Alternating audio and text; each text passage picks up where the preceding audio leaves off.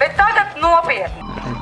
28. jūlijā 6. vakarā tiekamies pie Vecpiebalgas kultūras nama, kur reģistrējam savus retro spēkratus un piedalāmies modes skatē.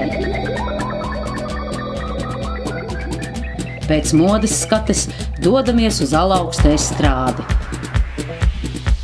Šis būs 6. retro auto brauciens, kuru vada leģendārā Marianna Okolokulaka.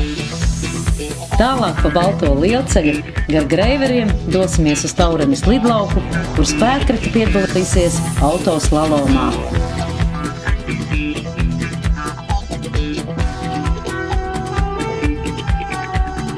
Brauciena noslēgumā jūs priecēs koncerts Dzērbenes augstajā kalnā un dejas līdz rītam.